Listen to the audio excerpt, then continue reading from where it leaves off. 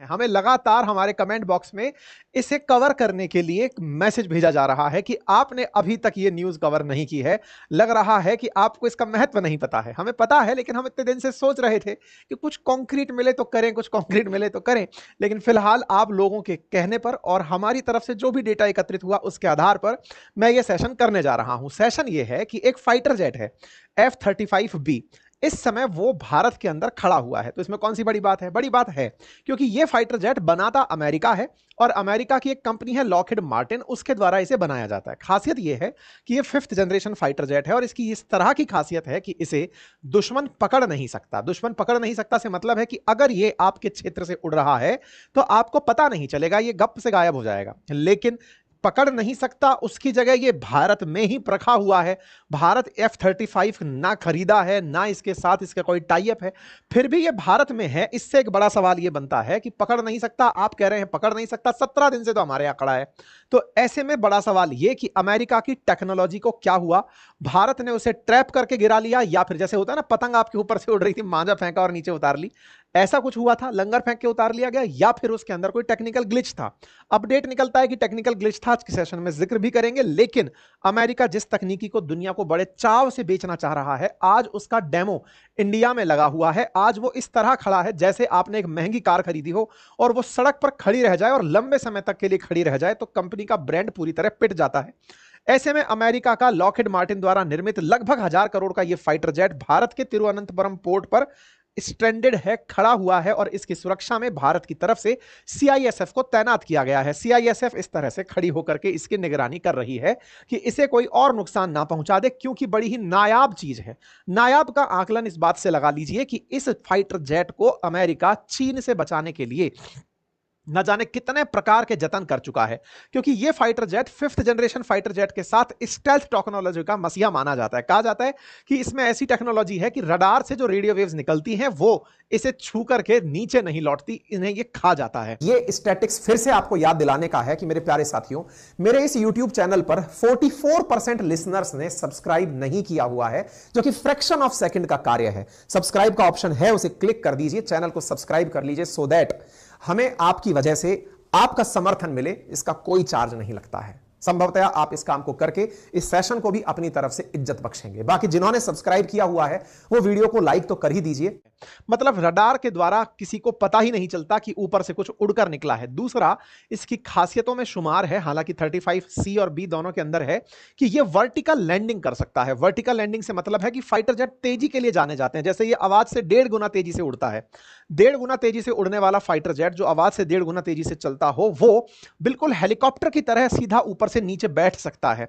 Vertical landing इसकी एक विशेषता बनती है और इसी विशेषता के चलते, इसकी वर्टिकल लैंडिंग के चलते दुनिया इसकी दीवानी है। क्योंकि छोटे से छोटे क्षेत्र पर फाइटर जेट का उतरना, क्योंकि बहुत सी जगह पर लैंड मतलब आपके पास रनवे नहीं होता फ्लाइट्स को उतारने के लिए और चढ़ाने के लिए। ऐसे में इसकी ये जो विशेषताएं हैं, दुश्मन द्वारा ना पकड़े जाने की और तुरंत उतर के बैठ जाने की, इसमें दुनिया के अंदर ये नायाब बनता है। ऐसे में भारत में ये 17 दिन से क्या कर रहा है, खुले में क्यों रखा हुआ है, तमाम वो कॉन्स्पिरेसीज की भारत द्वारा इसे कहा गया कि भैया कहो तो इसे हम हैंगर में ले जाएं, हम इसे ले जाकर साइड में खड़ा कर दें, ढक दें, बारिश के अंदर खराब हो रहा है, कुछ बताओ। तो कहा जा रहा है कि यूके ने इसके बारे में मना कर दिया। सर यूके कहां से आ गया?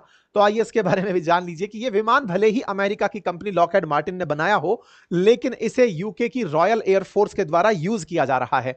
अमेरिका अपने जो सहयोगी देश हैं, जो नाटो कंट्रीज हैं, नाटो अलाइज हैं, उन्हें यह विमान बेचता है। उनमें से यूके, इटली जैसे देश का नाम शामिल है। तो यूके की जो एयरफोर्स है वो अमेरिका के इस फाइटर जेट को अपने द्वारा यूज में लेती है, अर्थात उन्होंने खरीद रखा है। वैसे ही जैसे हमने राफेल फ्रांस का है लेकिन खरीद के भारतीय एयरफोर्स में यूज कर रखा है, ऐसे ही अमेरिका का ये F-35 वर्तमान में UK royal navy royal force के द्वारा यूज में आता है और उसी के द्वारा जो यूज में लिया जा रहा ये विमान है, ये फिलहाल इंडिया में है। तो अब यहां पर एक तीसरा एंगल और आ गया। अमेरिका निर्मित है, अमेरिका निर्मित इस फाइटर जेट का उपयोग यूके की नेवी कर रही थी और यूके की नेवी का यह फाइटर जेट भारत में खड़ा है। तो 3 कंट्री इंवॉल्व हैं। इज्जत अमेरिका की जा रही है, यूके अपना विश्वास बढ़ा रहा है। चर्चा इस बात की है, पहले एक जरूरी बात, और वो जरूरी बात ये कि आप सबको बताते हुए ये बेहद खुशी हो रही है कि हमारे इस कोर्स पर बहुत ही अल्टीमेट रेस्पॉन्स हमारी टीम की तरफ से रिसीव किया जा रहा है। मेरे तमाम साथी जो कि इस समय मेरे साथ जुड़ करके तमाम एआई टूल्स सीख रहे हैं बातें बाजार की एप्लीकेशन पर, वेबसाइट पर, जिसका लिंक कमेंट बॉक्स में पिन है। उन्हें बहुत अच्छा रेस्पॉन्स, मतलब उनकी वजह से हमें बहुत अच्छा रेस्पॉन्स कमेंट बॉक्स में देखने को मिल रहा है। इस कोर्स में यदि आप भी एनरोल होना चाहते हैं, जिसमें हम लोग जीवन में उपयोग में आने वाले 20 से अधिक ऐसे एआई टूल्स जिन्हें आपने कभी ना कभी यूज करना पड़ सकता है, उनकी हम प्रॉपर क्लासेस ले रहे हैं। कोर्स को ज्वाइन करने के लिए लिंक कमेंट बॉक्स में पिन है। शुरुआती 7 दिन में 33% ऑफ भी उपलब्ध। कि भारत इसे हैंगर में क्यों नहीं ले जा रहा है, सारी बातें डिटेल में करेंगे, क्योंकि जून 17 से खड़ा यह विमान आज 1 जुलाई के दिन भी तिरुवनंतपुरम में कुछ इस तरह से खड़ा हुआ, खुले में पोर्ट पर दिखाई दे रहा है और इसे इस तरह से तस्वीरों में कैप्चर किया गया है। यहां पर यह तस्वीरें अपने आप में बता रही हैं कि सीआईएसएफ के द्वारा इसकी निगरानी की जा रही है। ऐसे में आज 1 जुलाई तो हो गया, लेकिन इसके साथ साथ मीम्स की बाढ़ ने पूरे देश में पूरा माहौल बनाया हुआ है। इस फाइटर जेट को खड़ा देख करके तमाम लोगों ने अपने अपने हिस्से का खूब मजाक इसका बना लिया है। लोग इस फाइटर जेट की उन्नत किस्म का मजाक बनाते हुए बिल्कुल धमाल फिल्म का वो डायलॉग रिक्रिएट कर रहे हैं, जिसमें पायलट कह रहा है कि हाँ साहब, मुझे F-35 पायलट का कहना है कि साहब मुझे केरल एयरपोर्ट दिख रहा है, तो इनको कहना है कि साहब यहां पर बस लैंड नहीं करना था। इस तरह से आंदोलन करते हुए लोग दिख रहे हैं कि F-35 वापस जाओ। तमाम प्रकार के मीम चल रहे हैं, जिसमें से एक मीम है कि हम अभी सही करके इसको देते हैं कि आप इसको उड़ा ली जाइएगा। कारण किसी को नहीं पता है, लेकिन कुल मिलाकर के लोग इसे अपने अपने तरीके से अपने मनोरंजन में उपयोग ले रहे हैं। कह रहे हैं कि फाइटर जेट का पायलट तो पहले उतर ही नहीं रहा था, फाइटर जेट का पायलट नहीं उतर रहा था, बाद में उसको एडमिनिस्ट्रेशन ने कहा कि उतरो भाई, तो फिर लोगों ने इसके मजे लिए कि वो आकर के फिर बढ़िया आराम किया है। लोगों ने इतना तक आनंद लिया कि ये फाइटर जेट भला है इंडिया में उतरा, अगर ये पाकिस्तान में उतरा होता तो अब तक ये चोरी हो गया होता। सब अपने अपने तरह से इसके अंदाज ले रहे हैं। हद तो ये हो गई कि F-35 को लोगों ने OLX पर बेच तक डाला, मतलब लोगों ने इस तरह की इमेज दिखाई कि देखो सब ये OLX पर मिल रहा है। खैर, इन तमाम चीजों के बीच में लोग अपने अपने तरीके से मीम से अपनी फ्रस्ट्रेशन तो निकाल रहे हैं, लेकिन यहां पर एक बड़ी खबर यह बनती है कि साहब इसको हुआ क्या जो इसको उतारना पड़ा, भारत में यह आया क्यों? और तो और जब यह आ ही गया है तो भारत सरकार इसका क्या कर रही है? भारत सरकार की रिपोर्ट निकल कर आती है, मीडिया रिपोर्ट्स निकल कर आती है कि भारत के एयरपोर्ट पर एक मतलब दिन अगर कोई फाइटर जेट खड़ा रहता है तो उसके खर्चे हैं 26,000 रुपए, यानी कि इसे प्रतिदिन 26,000 रुपए देने पड़ रहे हैं देश में खड़े होने के लिए। इंडिया इसके अंदर प्रतिदिन 26,000 रुपए इनसे क्लेम कर रहा है। तमाम प्रकार की खबरें चलती रही और उन खबरों के बीच में डे वाइज डे अपडेट आते रहे कि इंडिया में यूके के द्वारा अपनी नेवी के 30 मेंबर्स का क्रू इंडिया भेजा जा रहा है, जो इसकी देखभाल और सार संभाल करेंगे और वो आकर के इस फाइटर जेट की मरम्मत करके इसे वापस लेकर जाएंगे। ऐसे अपडेट ट्वीट के माध्यम से आते रहे। अंतरराष्ट्रीय स्तर पर इसका खूब मजाक बनता रहा। लोग चाइना की तरफ से लोग मजाक बनाते रहे कि देखा चाइना, देखा अमेरिका वालों, तुम्हारा फाइटर जेट ऐसा खराब हुआ कि ये उड़ भी नहीं पाया। लेकिन इसी बीच में तमाम प्रकार की कॉन्स्पिरेसीज चलने लगी। लोगों ने अपने अपने तरह से दिमाग लगाने शुरू कर दिए। सबसे पहला दिमाग तो यही था कि इंडिया के ऊपर आया ही क्यों था ये फाइटर जेट? आना ही नहीं चाहिए था भाई। एयरपोर्ट तो हमारा तब दिखा होगा जब ये इंडिया के ऊपर आया होगा। इंडिया के ऊपर ये यूके का एयरक्राफ्ट कर क्या रहा था? तो पहले हम इसी का जवाब दे देते हैं, और जवाब ये है कि असल मायने में ये जो फाइटर जेट है, ये अरेबियन सी के अंदर इनका एक जहाज पानी का चल रहा है, उस पर खड़ा था। रॉयल नेवी का ही एक जहाज है जो कि इस समय पर अरेबियन सी के अंदर तैर रहा है। उस एयरक्राफ्ट कैरियर के ऊपर यह नेवी का फाइटर जेट खड़ा था। यह फाइटर जेट यहां से उड़कर सिंगापुर जा रहा था। ऑपरेशन हाईमास्क नाम से एक ऑपरेशन चल रहा है नाटो अलाइज का। ऐसे में यह फाइटर जेट अरेबियन सी बोले तो इंडिया के पश्चिम में, जिससे कि हम गल्फ की तरफ जाते हैं, वहां पर यह फाइटर जेट डॉक था एक एयरक्राफ्ट कैरियर पर। वहां से उड़कर यह सिंगापुर जा रहा था।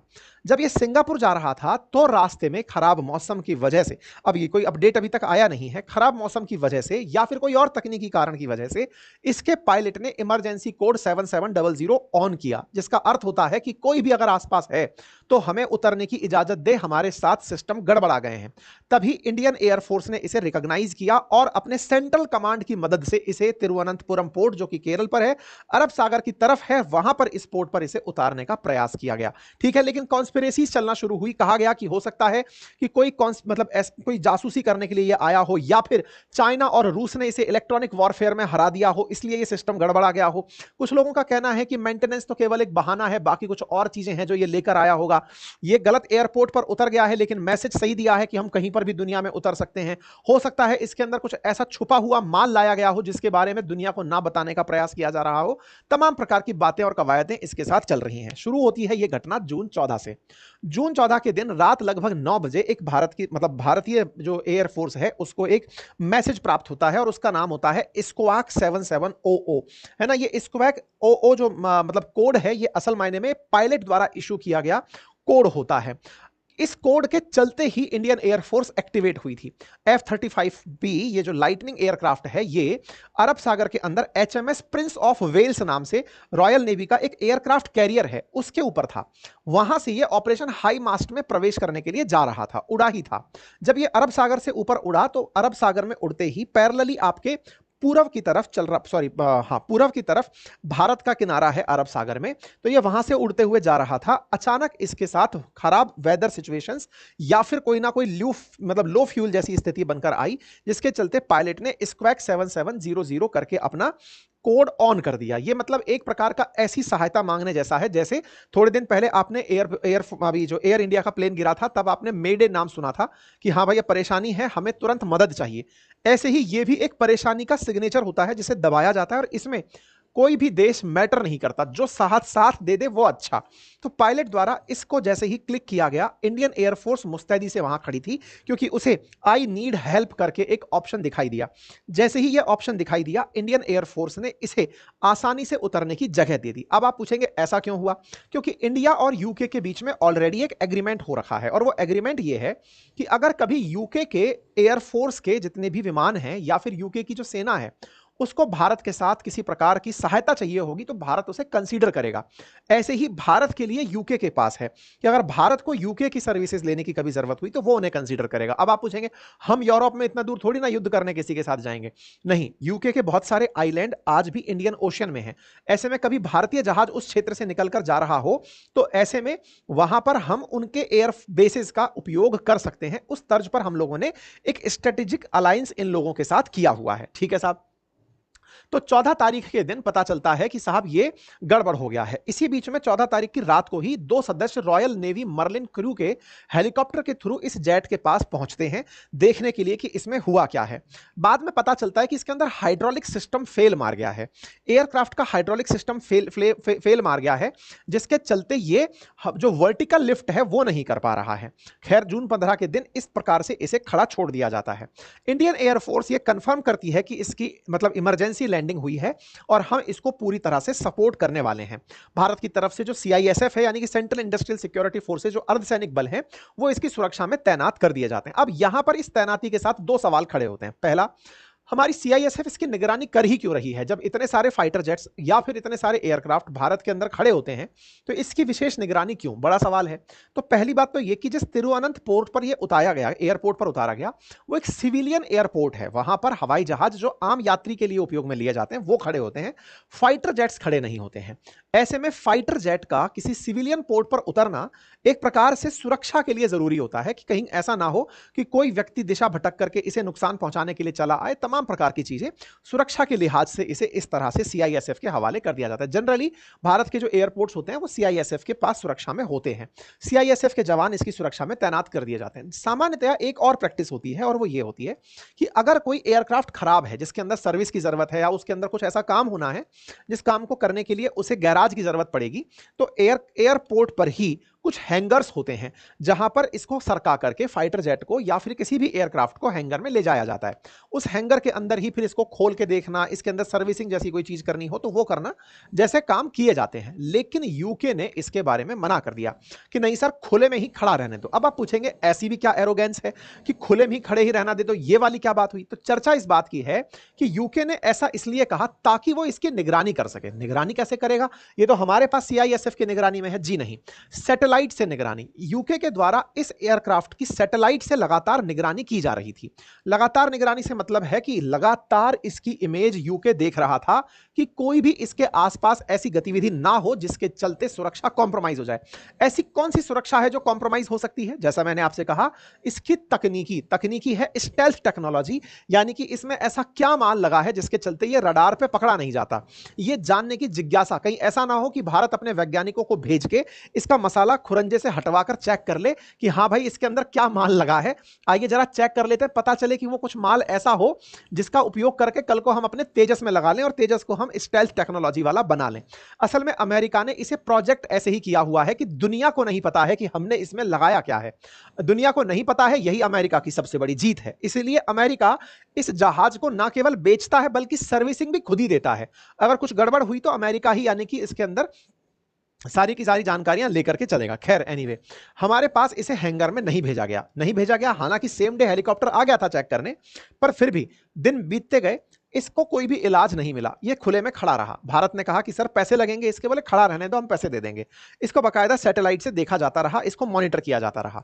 अब ब्रिटिशर्स ने इसके इलाज के लिए 30 लोगों की एक क्रू टीम भेजी है, जो 30 लोग आकर के इस फाइटर जेट को अब हैंगर की तरफ सरका के ले जाना चाहते हैं। मतलब पहले उसने अपने लोग भेजे कि आप जाइए और इसे चेक करिए कि इसमें क्या परेशानी है। अब यहां पर दो सवाल बनते हैं। पहला, इंडिया में उतार करके देखिए हम लोग इसको कैसे दिखा रहे हैं दुनिया के सामने कि इन्होंने फाइटर जेट उतारा, ये भारत की उस स्थिति को दर्शाता है कि दुनिया हम पर ट्रस्ट कर सकती है, हम पर ट्रस्ट कर सकती है। इसलिए एक ऐसा फाइटर जेट इंडिया में लैंड किया गया जिसे अगर चाइना में लैंड किया जाता तो शायद ये लोग टेंशन में चले जाते। मैं आपको एक किस्सा पहले ही बता देता हूं। एक बार क्या हुआ कि ये वाला जो फाइटर जेट है ना, ये साउथ चाइना सी में था। इसके वर्जन आते हैं F-35A, 35B, 35C। 35B जो है वो मतलब शॉर्ट लैंडिंग, वर्टिकल लैंडिंग के लिए जाना जाता है। 35G जो है वो नेवी के लिए जाना जाता है और वो मतलब चलते हुए लैंडिंग करने के लिए जाना जाता है। एनीवे, तो हुआ ये कि साउथ चाइना सी में फिलीपींस से लगभग 150 किलोमीटर दूर साउथ चाइना सी के अंदर पानी का जहाज जिसके ऊपर वर्टिकल लैंडिंग होती थी या फिर जिस पर स्ट्रेट लैंडिंग होती थी, वो तैर रहा था, एयरक्राफ्ट कैरियर। उस पर ये 2021 के अंत में उतरा तो उतरने के बाद में ये रुक नहीं पाया एयरक्राफ्ट कैरियर पर और लुढ़कते जाकर के समुद्र में गिर गया। इस गिरने के बाद जो अमेरिका की चिंता हुई, अमेरिका ने साउथ चाइना सी को पूरी तरह से चारों तरफ से अपने जहाजों से लॉक कर दिया, यह चेक करते हुए कि गलती से भी साउथ चाइना सी के अंदर चीन वाले अपने गोताखोर भेजकर इस जहाज की चोरी ना कर लें। पानी के अंदर पड़े हुए F-35 को कहीं ऐसा ना हो कि चीन वाले पानी में से खींच के अपने पास ले जाएं, पता लगाने के लिए कि इसमें ऐसी कौन सी तकनीकी लगी है। चीन से इनको लेकर इतना भय था। हालांकि 2 महीने की कड़ी मशक्कत के बाद इस F-35 को पानी की गहराई से अमेरिका वाले निकाल लाए और निकाल करके मतलब इसका मतलब इस F-35 वाले मॉडल को और सुरक्षित बचा ले गए चीन से। तो यहां पर यह बड़ा हो जाता है कि चीन से एक तरफ तो इतना डर कि अमेरिका ने अपना सारा साजो सामान लगाकर साउथ चाइना सी में इसे निकलवाया था। आज भारत में यह ऐसे खड़ा है कि सीआईएसएफ के 2 जवान भी इसकी सुरक्षा में पर्याप्त हैं और दुनिया को इस पर कतई चिंता नहीं है कि भारत में है तो सुरक्षित होगा। तो एक पहलू तो यहां पर यह बताया जा रहा है कि भारत पर देखिए दुनिया कितना ट्रस्ट करती है कि वो अपने फाइटर जेट को हमारे पास खुड़ा रख करके कतई चिंता नहीं कर रही है। हमारे यहां पर एक रेगुलर सिक्योरिटी जो है वो उसको मिली हुई है और उससे वो सुरक्षित है। लेकिन दूसरा तर्क यहां पर यह दूसरा दिया जा रहा है कि अभी तक इसे हैंगर में इसलिए नहीं ले जाया गया क्योंकि यूके इसकी निगरानी कर सकता है। फिलहाल तो यूएस भी निगरानी कर सकता है, यूके भी सैटेलाइट से निगरानी कर सकता है, मतलब आसमान में लगे हुए जो कैमरे हैं उनसे इसे देखा जा सकता है। लेकिन अगर हैंगर में ले गए तो इसके साथ क्या हुआ कुछ नहीं पता चलेगा। बोले इसीलिए यूके ने अपने द्वारा पूरी 30 मेंबर की टीम भेजी इसको सही कराने के लिए। अब जब वो लोग आ गए हैं उसके बाद इसे हैंगर में जाने की कही गई। अभी 2 दिन पहले की ही बात है। तो कुल मिलाकर के दोनों ही बातें, इंडियन एयरफोर्स ने इसे अपनी तरफ से ग्लोबल जो हमारे ऊपर रेस्पेक्ट है या विश्वास है उसको दिखाने का प्रयास किया, लेकिन दुनिया भर में यह चर्चा भी चल रही है कि यूके वालों ने 1% भी ट्रस्ट नहीं किया। वो तो मजबूरी थी जिसलिए ये लोग उतरे, हैंगर में जाने नहीं दिया कहीं इसमें कुछ गड़बड़ ना हो जाए। जैसे ही इनके द्वारा लोग पहुंचाए गए इसे हैंगर में बात पहुंचाने की आ गई। खैर, यूके नेवी ने भारत के द्वारा हैंगर का उपयोग ना करने की बात कही, ऐसा न्यूज के अंदर चलना शुरू हुआ। हालांकि बाद में यूके के द्वारा इसका खंडन भी हुआ, नहीं ऐसा नहीं है, हम लोग इसको इसलिए नहीं ले जाना चाहते थे कि क्यों जबरदस्ती उनका हैंगर ऑक्यूपाई करें, हमारी टीम पहुंच जाए हम तभी ले जाएंगे, उससे पहले जबरदस्ती वहां ले जाकर हम क्या करेंगे। एयर इंडिया के हैंगर में नानुकुर करने का जो F-35 का प्लान था, फिलहाल 30 लोगों की मेंबर टीम आने के बाद वो एग्जीक्यूट हो रहा है। कुल मिलाकर यही कहा जाएगा कि इन लोगों ने ट्रस्ट नहीं किया था, फिर भी हम लोगों ने इनकी मदद की। यह हमारे लिए एक सौभाग्य की बात है कि हमने दुनिया के सामने यह प्रूव कर दिया कि हम लुटेरे नहीं हैं। आप हमारे पास अपनी चीजें छोड़ सकते हैं, आप छोड़ेंगे हम उनकी प्रॉपर सुरक्षा उपलब्ध करा सकते हैं। फिलहाल के लिए F-35 की विशेषताओं में स्टेल्थ जहां इसकी सबसे बड़ी विशेषता है, दूसरी विशेषता है कि जब यह विमान उड़ रहा होता है तो यह एक साथ सैकड़ों टारगेट को ट्रैक कर पाता है कि इतने सारे टारगेट्स को ये एक ही बार में देख लेता है। दूसरा, इसके अंदर 360 मिरर लगे हुए हैं, अर्थात अंदर इसको पता चल जाता है कि दुनिया मतलब कहां से इसके ऊपर निशाना बनाया जा रहा है। तो ये इस प्रकार से बहुत ही संवेदनशील एयरक्राफ्ट है। अपनी वर्टिकल लैंडिंग के चलते ये चर्चा में रहता है। मराइन कॉप्स वेरिएंट जो है वो इसका F-35B जो कि चर्चा में रहता है। तो देखिए यहां पर मैं आपको एक F-35B ही दिखा रहा हूं जो यहां पर खड़ा है। ये इस प्रकार से अपनी वर्टिकल लैंडिंग कर पाता है। मतलब ये फाइटर जेट दुनिया में 5वीं पीढ़ी का फाइटर जेट है। उसकी कुछ विशेषताएं भी हैं, आवाज से 1.5 गुना तेज चलना, साथ में इस तरह से मतलब पानी है, समुंदर पर एयरक्राफ्ट कैरियर है और समुंदर पर एयरक्राफ्ट कैरियर पर यह जहाज उतरना चाह रहा है। अब आप इसको देखकर अंदाजा लगा सकते हैं कि जनरली बहुत तेजी से आते हुए फाइटर जेट कितना आसानी से हेलीकॉप्टर की तरह सरकते हुए एयरक्राफ्ट यहां पर कैरियर पर आकर के लैंड हो रहा है। ये जो इसकी नेवल विशेषता है ना, ये इसे बहुत उन्नत बना देती है। लोगों का मानना है कि बहुत छोटे छोटे एयरक्राफ्ट कैरियर्स भी F-35B को लेकर के चल सकते हैं, इसीलिए नेवी इस F-35B को लॉकहेड मार्टिन से बनवाकर लेकर काम में ले रही होती है। ये इस प्रकार से लैंड करता है। मैं आपको इसका एक और दृश्य दिखाता हूं, किस प्रकार से जब ये उतरता है तो कैसे कैसे सिस्टम इसमें लगे होते हैं, बिल्कुल वैसे ही जैसे कि फाल्कन 9 जो इलॉन मस्क का वो है रॉकेट है जो सैटेलाइट छोड़ करके रीयूजेबल होने के लिए जमीन पर आता है। वैसे देखिए, जैसे आप यहां पर देखेंगे ना, तो इसमें देखिए ये कैसा सिस्टम लगा हुआ है। ये रहा। अब इसकी टेल से इसने प्रेशर फेंक कर बैलेंस बनाया है, फिर अपनी इस टेल को इसने नॉर्मल कर लिया। मतलब एक प्रकार से समझिए कि पीछे की तरफ से जो एयर निकल रही थी उससे इसने बैलेंस लिया है ताकि ये आसानी से उतर सके वर्टिकल लैंडिंग के लिए। तो ये काफी उन्नत किस्म का फाइटर जेट माना जाता है। इन विशेषताओं के साथ साथ बाकी टारगेट को निशाना बनाना, 360 डिग्री पर चले जाना, ये इसकी अन्य विशेषताओं में शुमार है। खैर फिलहाल के लिए साउथ चाइना सी वाला ये इंसिडेंट मैं आपको न्यूज में भी दिखा देता हूं। आप जरा इस न्यूज को देखें कि कैसे ये एक एयरक्राफ्ट कैरियर पर उतर रहा था, लेकिन उतरने के बाद में लुढ़कता लुढ़कता पानी के अंदर गिर गया था। बात है 2021 के लगभग अंत की, जब यूएस नेवी ने पूरी तरह से अपने F-35 को खोजने के लिए सारे सिस्टम और तामझाम लगा दिए थे। तब इनका F-35C था जिसकी कीमत लगभग $100 मिलियन आंकी गई थी, वो जाकर साउथ चाइना सी के अंदर गिर गया था। इसको निकालने में लगभग 3 महीने लगे थे, तब जाकर के ये पानी से निकल कर आया था। कहा जा रहा था चीनी डर था इसके चक्कर में हम इसको खोजने में इतना समय लगाए थे। कुल मिलाकर भारत ने अपनी तरफ से दुनिया को यह तो कह रखा है कि आप हम पर ट्रस्ट कर सकते हैं, आपका F-35 यहां पर है, सुरक्षित है, चिंता मत करिए। चीन में होता तो शायद आपको इतनी मेहनत ना करनी पड़ती, अब तक वो लुटपिट चुका होता। ठीक है, तो यहां पर आपके सामने F-35 की सारी जानकारी मैंने आपको बता दी। जानने में आ रहा है कि हाइड्रोलिक को लेकर के दिक्कत है, ब्रिटेन के द्वारा इसको यहां पर सुरक्षित करने के तरीके किए जा रहे हैं। अब क्या हो यदि ये 30 लोगों की टीम भी इसे सही ना करवा पाए तो क्या होगा? तो अगर 30 लोगों की टीम भी इसे सही नहीं कर पाई तो ग्लोब मास्टर को बुलाया जा सकता है और इस एयरक्राफ्ट को ही उठा करके यहां से लिफ्ट करके ले जाया जा सकता है, क्योंकि सही ना होने पर इनकी लगातार बेइज्जती हो रही है। कुछ लोगों ने जिस दौर में यह आकर खड़ा हुआ था तब यह भी कयास लगाए थे कि ईरान और इजराइल के बीच में जो संघर्ष चल रहा है उस दौर में इसे यहां पर इसलिए खड़ा रखा गया है ताकि जैसे ही कोई इंस्ट्रक्शन मिले इंडिया का एयर स्पेस यूज करके F-35 जाकर ईरान को अटैक कर दे। कुछ लोगों ने इसके कयास यह भी लगाए कि F-35 को भारत को बेचना चाहता है अमेरिका, इसलिए भारत के अंदर इसका एक डिस्प्ले लगा दिया है ताकि देश भर में इसकी चर्चाएं होना शुरू हो जाएं। लेकिन यहां पर याद रखिएगा, हमारे देश में अब इसकी नेगेटिव चर्चा हो चुकी है। मतलब ऐसी चर्चा हो गई है कि अब इंडिया F-35 अगर लेता भी है तो लोग उसकी मजाक बना लेंगे कि सर खड़ा रह जाएगा, आपको क्या फायदा है इसका लेने से, क्योंकि अल्टीमेटली F-35 भी भारत में 17 दिन से खड़ा है। इसका क्लाइंट वो यूके और यूएस जैसे देशों को इसके सर्विस के लोग नहीं मिल रहे हैं, तो ऐसे में हमारे पास ही खड़ा रह गया तो यूजलेस हो जाएगा। अब तक 7-8 वैसे भी इसके नुकसान पा चुके हैं, इसलिए भारत में इसकी मार्केटिंग नहीं हो रही, ओवरऑल इसका नुकसान ही हो रहा है। और लगातार ब्रिटिश नेवी भारत के साथ संपर्क में है और अपनी तरफ से अपने इंजीनियर्स को यहां पर भेजा जा रहा है। दुनिया भर के अपडेट्स इस पर चल रहे हैं। लोग अपनी तरफ से कह रहे हैं कि साहब कुछ तो गड़बड़ है, कुछ ऐसी बात है जिसको बताया नहीं जा रहा है। बताया बस इतना ही नहीं जा रहा है कि ये एयरक्राफ्ट पूरी तरह से कोलैप्स कर चुका है। अब 30 लोगों की टीम इसे किस तरह से रिकवर करती है देखने वाली बात होगी, अदरवाइज इसे प्रॉपर तरीके से यहां से उठाकर ले जाया जाएगा। यही सब तरफ से डिफेंस एक्सपर्ट्स के द्वारा अपनी बातें चल रही हैं। ठीक है साहब, कुल मिलाकर यही जानकारी थी। आप में से बहुत सारे लोगों ने इसकी डिमांड की थी, इसलिए हमने आप लोगों के साथ इसे साझा किया है। जानकारी पसंद आई हो तो साथियों से साझा करें, चैनल पर नए हैं तो सब्सक्राइब कर लें। बाकी आप लोग क्या सोचते हैं अपनी राय भी कमेंट बॉक्स में छोड़िए, सो दैट आपकी राय से भी हम अवगत हो पाएं। Thank you so much. और यदि आप हिस्ट्री, ज्योग्राफी, पॉलिटी, इकोनॉमी का कंप्लीट बैच पढ़ना चाहते हैं तो अपनी पाठशाला एप्लीकेशन पर हमारे कोर्सेज उपलब्ध हैं। हमारे हैंड रिटन नोट्स जो हम क्लास में पढ़ाते हैं वो भी उपलब्ध हैं, उनको ताजा ताजा अपडेट करके नया बनाया गया है, आप उन्हें एक्सेस कर सकते हैं। इसके साथ फिलहाल साइंस की बुक आप लोगों को उपलब्ध कराई जा रही है। Thank you so much.